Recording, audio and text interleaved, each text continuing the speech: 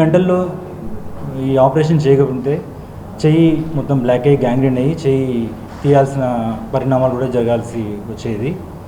So మేము చెయ్యి రక్తవసరం మళ్ళీ పునరుద్ధరించేసి చెయ్యి కాపాడడం జరిగింది. అదే రోజు ఆపరేషన్ చేయడం జరిగింది. తర్వాత ఇతనికి మళ్ళీ రక్తగడ్డలు ఎందుకు వచ్చాయి? ఎందుకంటే ఆల్రెడీ ఇతను బ్రెయిన్ కుడివైపు బ్రెయిన్ రక్తనాళంలో బ్లడ్ క్లాట్ అయ్యి ఆల్రెడీ ట్రీట్మెంట్ తీసుకొని వాళ్ళు ఇంటికి వెళ్ళిన తర్వాత మళ్ళీ చెయ్యి యొక్క రక్తనాళం యొక్క బ్లడ్ క్లాట్స్తో వచ్చాడనమాట.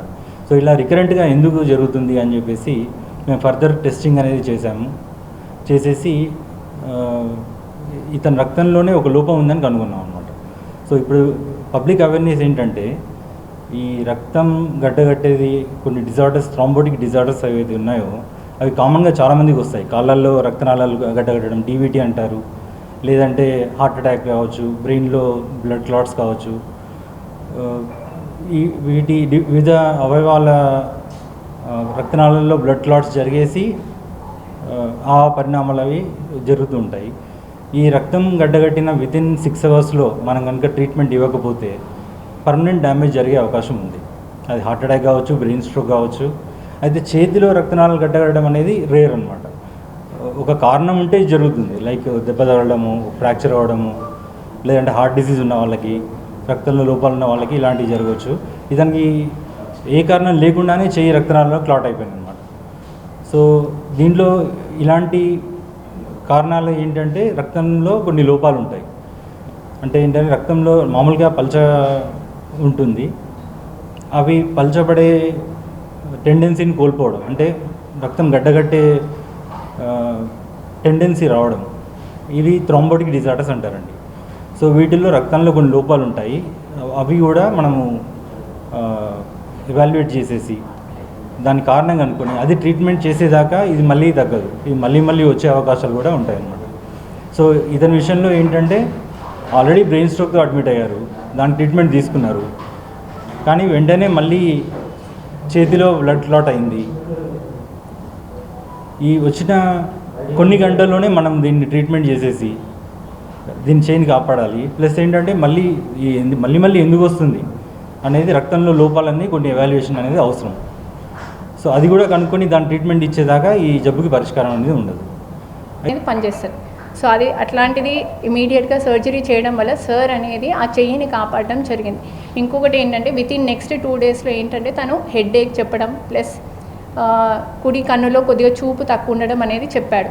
సో అప్పుడు ఆఫ్థల్మాలజీ ఎవాల్యుయేషన్ చేస్తే ఈవెన్ కంటికెళ్ళే రక్తనాళంలో కూడా గడ్డ కట్టిందని చెప్పేసి అన్నారు ఆ ఎవాల్యుయేషన్లో.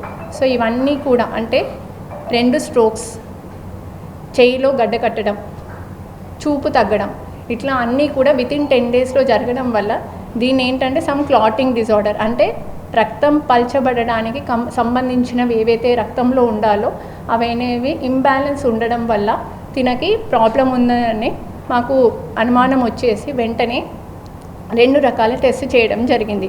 ఒకటి వచ్చేసి ANA ప్రొఫైల్, ఇంకొకటి యాంటీ కార్డియోలిపిన్ యాంటీబాడీస్. సో ఈ 2 టెస్ట్ చేయగా యాంటీ కార్డియోలిపిన్ యాంటీబాడీస్ మాకు పాజిటివ్గా వచ్చాయి. సో ఈ 3 కారణాలు అంటే తనకి స్ట్రోక్స్, చెయ్యిలో రక్తం గడగట్టడం, ప్లస్ కంటి చూపు తగ్గడం, వీటన్నిటికీ సంబంధించింది ఈ యాంటీ కార్డియోలిపిన్ యాంటీబాడీ అనేది కల్ప్రిట్. సో దీనికి ఏంటంటే ట్రీట్మెంట్ వెంటనే మనము రక్తం పల్చబడే మందులు లైఫ్ లాంగ్తో పాటు ప్లస్ ఇంకో కొద్దిగా పెద్ద రక్తం పల్చబడే మందులు అనేవి మనం కంటిన్యూస్గా ఇస్తూ ఉండాలి. ఇన్ కేస్ ఇతను ఒకవేళ కనుక ఆ ట్రీట్మెంట్ మధ్యలో ఆపినా, ఒకవేళ మనం ఈ జబ్బు కనుక్కోకపోయినా ఇట్లాంటిది అనేది మళ్ళీ వచ్చే ఛాన్సెస్ ఉంటాయి. అంటే మళ్ళీ బ్రెయిన్ స్ట్రోక్ రావచ్చు, మళ్ళీ హార్ట్ అటాక్ రావచ్చు, లేకపోతే కాళ్ళల్లో ఉన్న రక్తనాళాల్లో కూడా గడ్డకట్టే ఛాన్సెస్ ఉండొచ్చు. ఈవెన్ కిడ్నీలో రక్తనాళాలు ఉంటాయి, వాటికి కూడా గడ్డకట్టే ఛాన్సెస్ ఉండొచ్చు. సో ఎక్కడైనా ఎప్పుడైనా రక్తం గడ్డగట్టే టెండెన్సీ అనేది ఈ యాంటీ ఫాస్ఫోలిపిడ్ యాంటీబాడీ సిండ్రోమ్లో ఉంటుంది.